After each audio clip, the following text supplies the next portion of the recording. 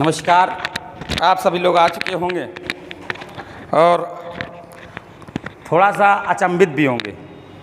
आपको ये लग रहा हो कि यार इनके बीच में हम कहाँ से आ गए। इनके बीच में आ नहीं गए आज, चूँकि ये लगा कि थोड़ा सा अंकित भैया बन के हम भी देख लें। ठीक है, हाँ।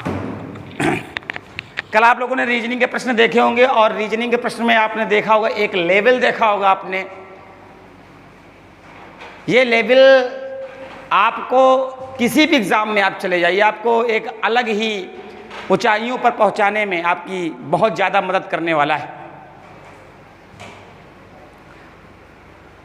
ये एसटी की सबसे बड़ी बात क्या है कि ये बच्चा जो है ये लगातार नए क्वेश्चन खोजता है, कहता है भैया हमको बेहतर बनना है और बेहतर बेहतर क्वेश्चन लाने।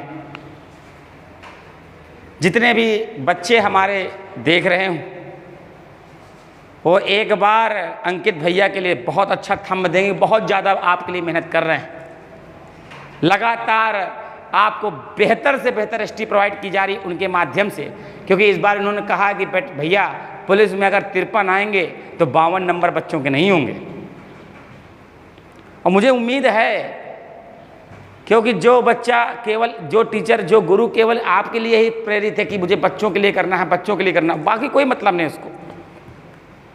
हमारे अकबरपुर के बच्चे, रनिया के बच्चे, रूरा के बच्चे और पुखराया के बच्चे, जो भी इनको देख रहे हो आप उनकी मेहनत देखते हैं। जब ऑफलाइन पढ़ाते हैं तो केवल एक काम रहता है, आप देखते हैं कि कब टाइम निकल गया बच्चों को पता ही नहीं लगता। आप 2 घंटा 3 घंटा 4, अरे हम तो बोलते भी है कि हमारा ये जनरेटर है, थोड़ा सा स्टार्ट करने में टाइम लेता है, आधे घंटे में तो गर्म होता है और उसके बाद फिर स्टार्ट होता है। ठीक है ना।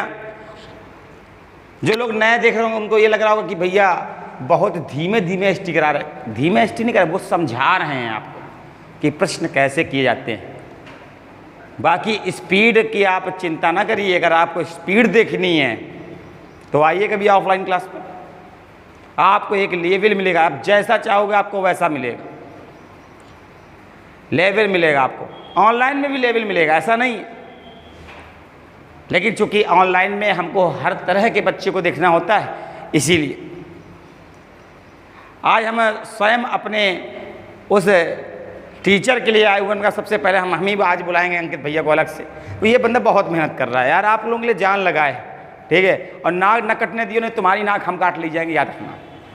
ठीक है, नालायक कहीं के। चलो थंब लगाओ चुपचाप।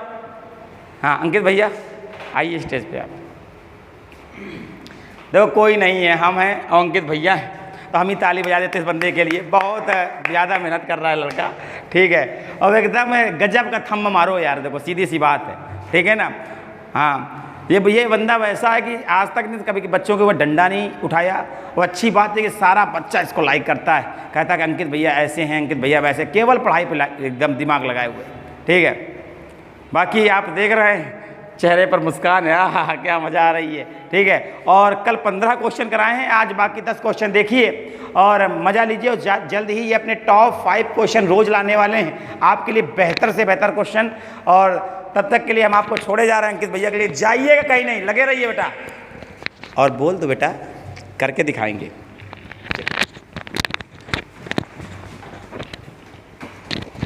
जैसा कि भैया ने कहा कि मेहनत कुछ नहीं है, बस आप लोगों का प्यार ही है जो हमें इस आगे बढ़ने को प्रेरित करता है।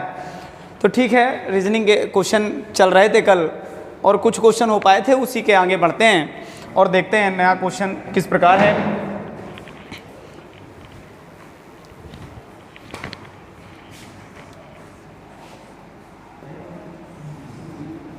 चल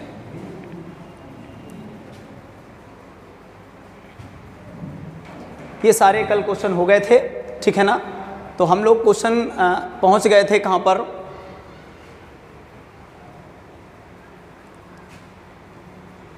ये कथन और निष्कर्ष वाला, सॉरी पूर्व धारणा वाला भी हो गया था बेटा। ठीक है ना। ये 6 मित्र भी हो गया था, 4 पुस्तकों, हाँ ये वाला क्वेश्चन करना था बेटा। ठीक है ना। कौन सा क्वेश्चन करना था हमको ये क्वेश्चन करना था। देखिए किस प्रकार है, बहुत बढ़िया क्वेश्चन है आपके, रेलवे का पूछा गया क्वेश्चन, रेलवे में आया हुआ है। कह रहे 4 पुस्तकों में पुस्तक ए पुस्तक 2 से 2 गुनी भारी है, ठीक है ना। पुस्तक 3 का भार पुस्तक 2 के भार का आधा है।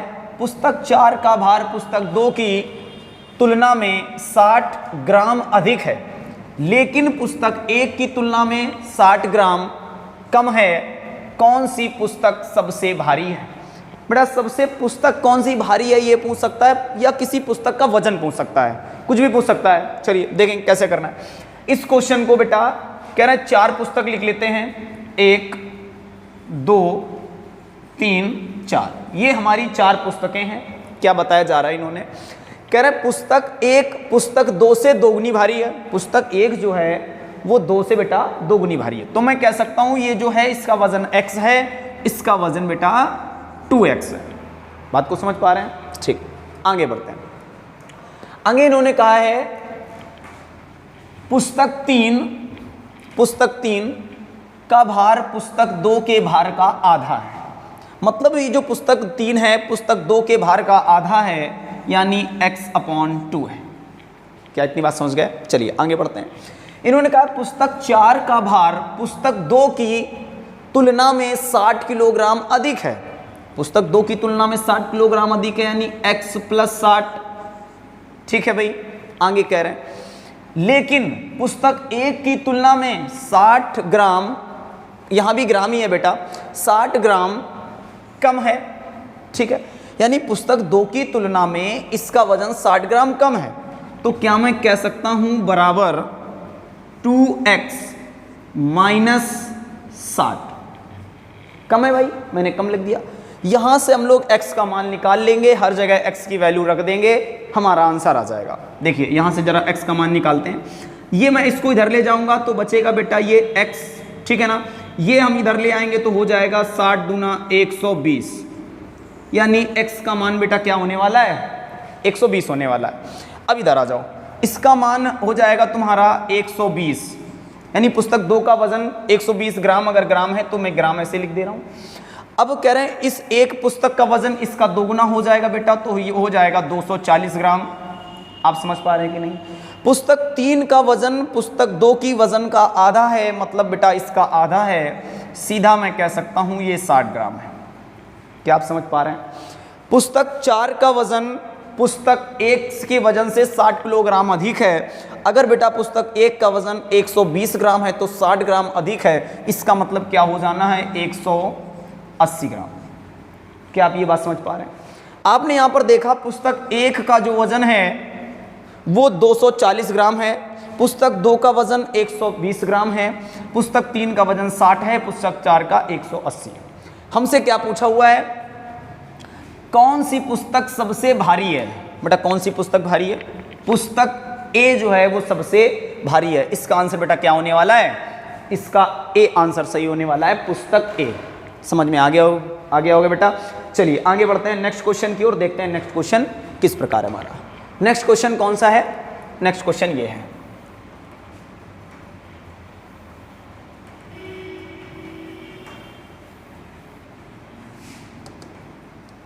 ठीक। नेक्स्ट क्वेश्चन देखो क्या। नेक्स्ट क्वेश्चन कह रहे हैं 4 बक्सों का वजन 60, 80, 90 और 70 किलोग्राम है। निम्नलिखित में से कौन बक्सों के किसी भी संयोजन से कुल वजन किलोग्राम में कौन सा नहीं हो सकता? ये क्वेश्चन ऐसा है कि हमारे पास 4 बक्से हैं, या मैम ऐसे मान लेते हैं कि हमारे पास 4 बेटा बांट हैं। बांट समझते हैं? जिसका एक का बांट का वजन है 80 किलोग्राम, एक का है 60, एक का है 90, एक का है 70। अब कह रहे हैं अगर हमें किसी को कोई भी संयोजन करें, यानी हम मान लो ये उठा लें या ये कैसे भी करके कुछ भी बांट उठाएं, तो इनमें से कौन सा हम वजन है बेटा नहीं बना सकते? कौन सा ऐसा वजन है जो हम नहीं बना सकते, ये कहा गया है। चलो देखते हैं। हमें बेटा पहला काम ही करना है, इन सबको ऐड कर लेना है। हमें क्या करना है? इन सबको ऐड करना है बेटा। 80, 60, ये 90 और ये 70, इन सबको आपको ऐड करिएगा। यहाँ से मिल जाएगा बेटा 0, यहाँ से मिल जाएगा 9, 7, 16, 16, 6, 22, 22 और 8 बेटा 30। तो मैं कह सकता हूँ टोटल वजन, अगर ये किलोग्राम है, हाँ, तो मैं लिख सकता हूँ बेटा किलोग्राम है। यानी इन सभी का योग टोटल कितने किलोग्राम है? 30 किलोग्राम है, यानी 300 किलोग्राम है, 30 नहीं है 300। बात समझ पा रहे हैं? इधर आ जाओ, कह रहे हैं कौन सा नहीं बनाया जा सकता? बेटा कौन सा नहीं हो सकता? ए तो हो सकता है ना, क्योंकि ऑलरेडी दे रहा है 300, तो ए बिल्कुल हो सकता है। अगर ए हो सकता है तो मेरा आंसर कतई नहीं होने वाला। क्या 230 किलोग्राम बनाया जा सकता है? देखो बेटा क्या करना है, 300 में 230 घटा दिया जाए, 230 घटाओ, क्या मिलने वाला है बेटा? 70। इसका मतलब आप समझ रहे हैं कि 300 में 270 यहाँ है, 230 यहाँ है बेटा। 230 में कितने की कमी है कि 300 पूरा हो जाए? बोले भैया 230 में 70 की कमी है जो 300 पूरा कर देगा। इसका मतलब क्या कह रहे हैं कि अगर हम ये 70 किलोग्राम का वजन हटा लें तो जो बाकी बच रहा है वो 270 किलोग्राम हो जाएगा। आओ देखें, इसका मतलब ये कहना चाह रहा है बेटा इन तीनों का वजन, यानी इन तीनों का वजन क्या होने वाला बेटा? इन तीनों का वजन किनका? 80, 60, 90।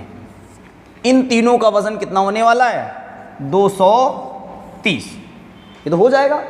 हमसे पूछ रहे हैं कौन सा नहीं हो सकता, इसलिए मेरा आंसर ये भी नहीं होने वाला है। ठीक, अगला जरा बढ़ जाओ। अगला देखो क्या कह रहे हैं। अगला कह रहे हैं 200 बेटा 220, इधर से आओ। 300 में 220 घटा दो बेटा, 220 घटा दो। जैसे ही घटाओगे मिलेगा क्या? 80।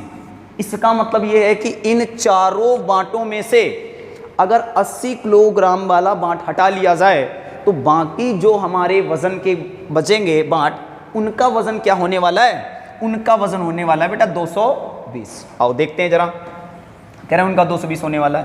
कह रहे हैं 80 वाला हटा लेना है, तो बेटा कितना हो जाएगा? 60। कितना हो जाएगा? 90। वहाँ कितना हो जाएगा बेटा? 70। क्या ये बात समझ पा रहे हैं? जैसे इन दोनों को जोड़ेंगे बेटा यहाँ से मिल जाएगा 0, 9, 7, 16, 16, 6, 22। इसका मतलब कितना मिलने वाला है? 220। हमसे क्या बोला है?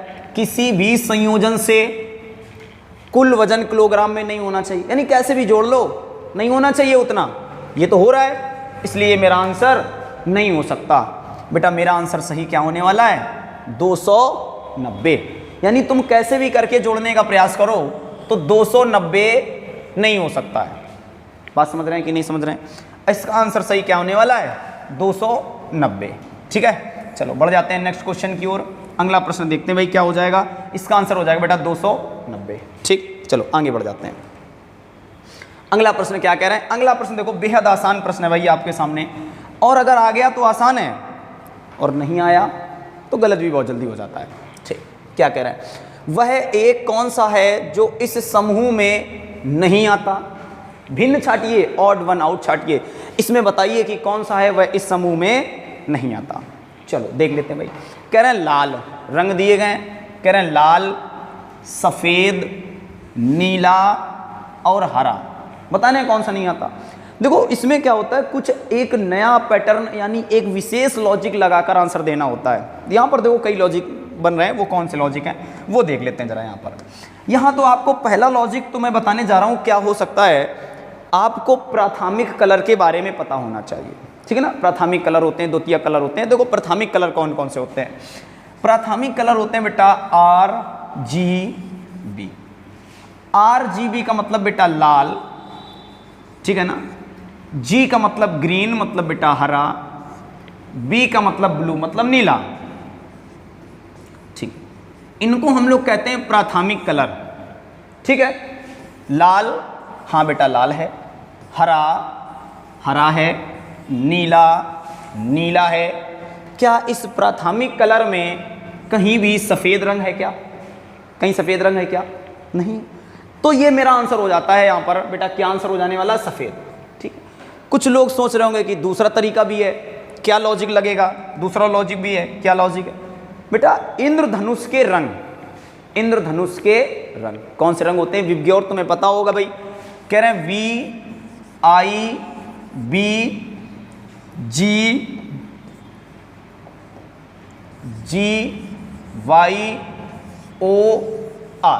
ठीक है ना। ये विबग्योर इस बताओ इस विबग्योर में क्या कहीं भी वाइट कलर यूज हुआ है क्या? क्या कहीं भी वाइट कलर आया क्या? और जब कहीं भी वाइट कलर यूज नहीं हुआ है तो फिर आंसर क्या हो जाना है? वाइट। ऐसे भी आप कर सकते थे, यानी बाकी जो कलर हैं वो इंद्रधनुष में पाए जाते हैं, वाइट नहीं पाया जाता। रेड, देखो ये है रेड, ये पाया जा रहा है। ग्रीन, हरा, ये देखो पाया जा रहा है हरा। नीला, ये देखो बेटा ब्लू पाया जा रहा है। बात समझ पा रहे हैं? नीला ब्लू, ये वायलेट बैगनी, ये लिखा हुआ है। चलो आगे बढ़ जाते हैं। देखो नेक्स्ट क्वेश्चन हमारा किस प्रकार है भाई। नया क्वेश्चन क्या कह रहे हैं? नया क्वेश्चन है, निम्नलिखित शब्दों का वह क्रम दिया गया है जिस क्रम में वे अंग्रेजी शब्दकोश में आते हैं। अंग्रेजी शब्दकोश बहुत इंपॉर्टेंट क्वेश्चन है, लगभग अधिकतर एग्जामों में पूछा ही जाता है। ठीक है, आपका अभी यूपीएसआई एग्जाम हुआ है, जीडी हुआ है, हर एग्जामों में क्वेश्चन रहा है। जीडी में तो इवन हर एक सेट में रहा है, ऐसा मुश्किल ही है कोई सेट हो जहाँ पर ये क्वेश्चन ना आया हो। और ये जो क्वेश्चन आप देख पा रहे हैं ये भी एसएससी जीडी का ही प्रश्न है। ठीक है ना, चलो देखते हैं भाई क्या कह रहे हैं प्रश्न। करना क्या है इसमें, कह रहे हैं कौन से अंग्रेजी शब्दकोश के अनुसार आएगा। बेटा ABCD में जो सबसे पहले आता है उसे पहले वरीयता दी जाएगी, अब उसके बाद जो आएगा उसको आगे लेकर आएंगे। देखो क्या करना है, सभी में लिखा है बेटा आर, ठीक है ना, तो मैंने यहाँ से आर खत्म करने का प्रयास किया, आर बेटा खत्म कर दिया। अगर सबके आर हैं तो क्या हम ये बता पाएंगे कि पहले कौन आएगा? ये तो नहीं बता पाएंगे। आर से कैसे बता पाओगे? थोड़ा आगे बढ़ जाओ बेटा। कह रहे EIE हाँ यहां से बताया जा सकता है। ये बताओ जरा हमें इसकी प्लेस वैल्यू क्या है। इसकी प्लेस वैल्यू क्या है? बोले भैया 5 है। इसकी कितनी? 9। इसकी कितनी? 9। इसकी कितनी? 1। इसकी कितनी? 15। हमें ये बताओ अब प्लेस वैल्यू के हिसाब से 5, 9, 9, 1, 15 में सबसे पहले क्या आएगा? ABCD में आपको भी पता है सबसे क्रम में क्या आने वाला है? A आने वाला है। इसका मतलब है सबसे पहले कौन सा नंबर आएगा? 4। अगर ये 4 आएगा तो कभी भी B मेरा आंसर नहीं हो सकता। समझ पा रहे हैं कि नहीं? आगे बढ़ जाओ। अच्छा कह रहे ये आ चुका है तो अब इसको हमें ध्यान ही नहीं देना। ये बताओ 5 आएगा या 9 आएगा या 15? तो कह रहे भैया 5 आएगा। कोई बात नहीं, इसको लिख लो बेटा, खत्म करो इसको। अब देखो 4 के बाद 1 आना है, ठीक है, थोड़ा सा और आगे बढ़ जाओ भाई। हमें ये बताओ अब 9 आएगा या 15 आएगा? तो कह रहे भैया 9 पहले आएगा, तो 9 में तुलना करवा दो। हमने कहा I से I खत्म, इनकी प्लेस वैल्यू बेटा 13, इनकी प्लेस वैल्यू 19, तो पहले आ जाएगा कौन सा? 13, फिर आएगा 19, अब बचा कौन सा? 5। तो ये तुम्हारा आ जाएगा शब्दकोश के अनुसार क्रम। समझ पा रहे हैं कि नहीं? तो 4, 1, 2, 3, 5, 4, 1, 2, 3, 5 बिल्कुल सही आंसर बेटा क्या होने वाला है? डी होने वाला है। ठीक है ना, 4, 1, 2, 3, 5, 4, 1, 2, 3, 5 बिल्कुल सही आंसर, ऑप्शन नंबर डी इसका सही आंसर होने वाला है। चलिए बढ़ते हैं नेक्स्ट क्वेश्चन की ओर। क्या कह रहे हैं नेक्स्ट क्वेश्चन देखते हैं जरा। नया क्वेश्चन हमारा दिया गया है ये, अरे ये तो बहुत आसान प्रश्न आ गया भाई, एकदम आसान। ठीक है ना, देखो क्या कह रहे हैं, कह रहे हैं यदि संतरे को मक्खन कहा जाए। बेटा कहीं पर अगर संतरा रखा है तो उसको हम क्या कहेंगे? अरे ये तो मक्खन रखा है, मक्खन है। आगे बढ़ जाओ, कह रहे हैं मक्खन को साबुन, कहीं अगर साबुन रखा है तो उसको क्या कहा जाएगा भाई? ठीक है ना, मक्खन को साबुन, अगर कहीं मक्खन रखा है तो क्या कहोगे? साबुन।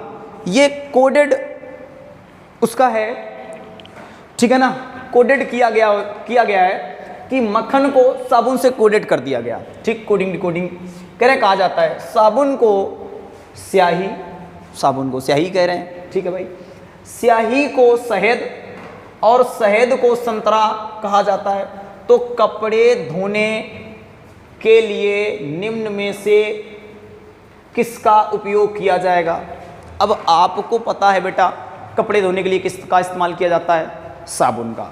तो ये देखो साबुन को क्या कहा जा रहा है? कपड़े धोने के लिए साबुन का इस्तेमाल किया जाता है, साबुन को क्या कहा जा रहा है? देखते हैं साबुन को क्या कहा जा रहा है। कह रहे हैं साबुन को स्याही कहा जाता है। साबुन को क्या कहा जा रहा है? स्याही। तो बेटा इसका आंसर क्या हो जाएगा? स्याही। Option C is right answer of this question. बात समझ पा रहे हैं कि नहीं समझ पा रहे हैं? तो उम्मीद कर रहे हैं भाई काफ़ी चीज़ें आपको समझ में भी आ रही होंगी, ठीक है ना। अगर हमारा सेशन आपको पसंद आ रहा है तो लाइक अवश्य करें। अगर आप हमारे यूट्यूब चैनल पर पहली बार आए हैं तो इसे सब्सक्राइब करें और अपने फ्रेंडों में शेयर भी करें। चलिए देखते हैं भाई अगला प्रश्न क्या करें। अगला प्रश्न क्या है हमारा, अगला प्रश्न ये रहा, दिशा दूरी से क्वेश्चन। बहुत बढ़िया क्वेश्चन है भाई। देखो दिशा दूरी से क्या कह रहे हैं, कह रहे हैं महेश 10 किलोमीटर उत्तर की ओर जाता है। ठीक है भाई, दिशा दूरी का प्रश्न बना लेते हैं। कोई भी व्यक्ति बेटा चलता है वो यहाँ से चलना प्रारंभ करता है। ठीक है, कह रहे हैं महेश 10 किलोमीटर उत्तर की ओर जा रहा है, तो उत्तर की ओर मैंने ये 10 किलोमीटर की दूरी तय करवा दी। बहुत आसान से समझेंगे, आराम आराम से। 10 किलोमीटर, वहाँ से वह फिर 6 किलोमीटर दक्षिण की ओर जाता है। बेटा उत्तर की ओर उत्तर की ओर 10 किलोमीटर जा रहा है, कह रहे हैं वहाँ से वह फिर 6 किलोमीटर दक्षिण की ओर जाता है, यानी वापस आ रहा है। बेटा कितना वापस आ रहा है, 6 किलोमीटर। गया कितना था 10, वापस कितना आया 6, बचा कितना 4। क्या मैं कह सकता हूँ ये दूरी 4 किलोमीटर, अगर किलोमीटर में है तो किलोमीटर। ठीक है ना, आगे बढ़ जाओ जरा। फिर वह 3 किलोमीटर पूर्व की ओर, बहुत बढ़िया भाई, 3 किलोमीटर पूर्व की ओर। बात को समझ पा रहे हैं कि नहीं समझ पा रहे हैं? ठीक, आगे क्या कह रहे हैं, 3 किलोमीटर पूर्व की ओर। बताइए कि वह अपने प्रारंभिक स्थान से किस दिशा में और कितनी दूरी पर है। बेटा यहाँ पर है वो, ठीक है ना। ये आपको दूरी ज्ञात करनी है। ये 4, ये 3 किस दिशा पर, उत्तर, कौन सी दिशा, उत्तर पूर्व। उत्तर पूर्व, पहले तो उत्तर पूर्व ढूंढो। हाँ ये मिली उत्तर पूर्व, और कौन सी मिली, उत्तर पूर्व। ये क्या लिखा है, व्याख्या भाई, ठीक है ना। चलो उत्तर पूर्व, ये 2 मिली बेटा, 2 मिल गई उत्तर पूर्व। अब ये बताओ डिस्टेंस कितनी, कह रहे 4 का स्क्वायर बेटा कितना 16, 3 का स्क्वायर कितना 9, दोनों को जोड़ो बेटा कितना 25, दोनों को स्क्वायर लगा दो, बाहर निकालो कितना 5। मैं कह सकता हूँ 5 किलोमीटर उत्तर पूर्व। देखते हैं 5 किलोमीटर उत्तर पूर्व क्या आंसर आता है भाई। ऑप्शन बी हमें दिख रहा है, 5 किलोमीटर उत्तर पूर्व। ऑप्शन बी 5 किलोमीटर उत्तर पूर्व। ये हो नहीं सकता बेटा, क्योंकि 8 किलोमीटर है, ये दक्षिण पूर्व बता रहे हैं, हो नहीं सकता। 9 किलोमीटर बता रहे हैं, हो नहीं सकता। इसका आंसर क्या आएगा, ए 5 किलोमीटर उत्तर पूर्व। चलिए बढ़ जाते हैं नेक्स्ट क्वेश्चन की ओर। क्या कह रहा है नेक्स्ट क्वेश्चन, देख लेते हैं भाई। नया क्वेश्चन क्या है, नया क्वेश्चन बेटा हमारा आ गया है पेपर कटिंग से। ठीक है ना, पेपर कटिंग से। अगर पेपर कटिंग आपको बहुत अच्छी आएगी तो कहीं ना कहीं आपको मिरर इमेज, वाटर इमेज अच्छे से आना चाहिए।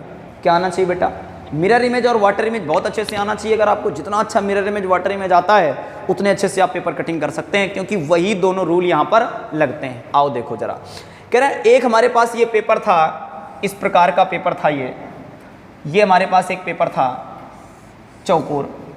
यहाँ से हमने काट के बेटा ऐसे मोड़ दिया। ठीक है, मोड़ दिया, इस प्रकार बना लिया। अब बनाने के बाद क्या किया, जब ये मुड़ गया तो मुड़ा हुआ भाग मेरा ये बचा। ये कौन सा भाग बचा बेटा, मुड़ा हुआ। अब मैंने फिर से ऐसे मोड़ दिया। ठीक, अब इधर आ जाओ, ये बचा। जहां से मैंने मोड़ा है वहां मिरर समझो, दर्पण समझो बेटा। अगर तुमने यहां मोड़ा है तो जरा हमें एक बात बताओ, दर्पण बनाओ, इसका ये बनेगा कि नहीं बनेगा, इसका ये बनेगा कि नहीं बनेगा, इतना बताओ। अच्छा अगर ये बना है तो यहाँ ये ऐसे करके बनना चाहिए कि नहीं बनना चाहिए, बनेगा। अब ये तुम इधर खोलोगे, तो जब ये तुम इधर खोलोगे तो इधर बताओ ऐसे बनना चाहिए कि नहीं बनना चाहिए। अब तुम इधर खोलोगे तो इसका ये गोला और इसका ये गोला बनना चाहिए कि नहीं बनना चाहिए। देखो ऐसा किस ऑप्शन में दिख रहा, ऐसा किस ऑप्शन में दिख रहा। तो हमने कहा ऐसा, ये तो दिख ही नहीं रहा भाई, हटाओ इसको। क्या ये दिख रहा है, हाँ बिल्कुल सही है, यही दिख रहा है, हमारा आंसर आने वाला है भाई। क्या ऐसा बनेगा क्या, कह रहे भैया कभी नहीं बन सकता। क्या ऐसा बनेगा क्या, कभी नहीं बन सकता। क्यों नहीं बन सकता, क्योंकि ये कभी इस कोने पे नहीं जा सकते।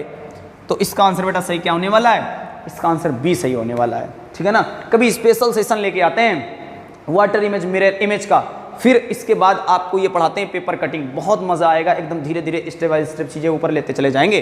चलो बढ़ते हैं नेक्स्ट क्वेश्चन की ओर, फिर और अच्छे से चीज़ें क्लियर हो जाएंगी कि इसको डायरेक्ट करना कैसे होता है। ठीक है ना, चलो नेक्स्ट क्वेश्चन देखते हैं भाई क्या कह रहे हैं।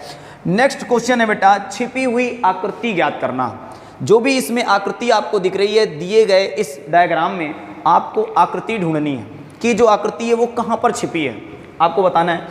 देखिए इसमें जो आकृति दिख रही है बेटा वो कैसी है, ऐसी आकृति है, और ऐसी आपको ढूंढना है कि कहाँ पर ऐसी आकृति नज़र आ रही है जो छिपी हुई है। ये आपको ढूंढना है इसमें कौन सा ऐसा ऑप्शन है जो ऐसी आकृति बना कर दे रहा है। तो हमने देखा ऑप्शन नंबर बेटा थर्ड, क्या हो रहा है कि ये जो बन रहा है, ठीक है ना, ये जो बन रहा है ये आकृति बनाने का देखो प्रयास किया जा रहा है भाई, ठीक है, ये देखो ये, ठीक है ना, समझ पा रहे हो कि नहीं समझ पा रहे हो भाई। ये जो भी ये आकृति यहाँ पर बनी हुई है इस प्रकार से, वो ऑप्शन नंबर थर्ड में हमें दिखाई दे रही। किस में दिखाई दे रही है? ऑप्शन नंबर थर्ड में दिखाई दे रही है, ठीक है ना। अगर ऑप्शन नंबर थर्ड में दिखाई दे रही है तो हमारा राइट आंसर बेटा क्या होने वाला है? Option number third. छिपी हुई आकृति ढूंढना होता है और कुछ नहीं, बाकी इन्हीं ऑप्शनों में। यहाँ पर देखिएगा आप मिलेगी ही नहीं वो चीज़, ठीक है ना, इस तरह की आकृति नहीं मिलने वाली है, नहीं आ रही भाई। यहाँ देखो तिरछी लाइन नहीं दिख रही हैं, यहाँ देखो ये दिखी तो, लेकिन फिर से नहीं दिखा, केवल आंसर इसका थर्ड आने वाला है। चलो बढ़ जाते हैं आगे नेक्स्ट प्रश्न की ओर। देखो नेक्स्ट प्रश्न हमारा क्या कह रहा है बेटा, नेक्स्ट प्रश्न हमारा कह रहा है, तो चलिए फिर आज के लिए इतना ही, यही था बेटा हमारा आज का लास्ट प्रश्न। अगर ये सेशन हमारा आपको पसंद आया है तो इसे लाइक ज़रूर करें। अगर आप हमारे YouTube चैनल पर पहली बार आए हैं तो इसे सब्सक्राइब करें, द दक्षेश एकेडमी। चलिए फिर, धन्यवाद, थैंक यू क्लास।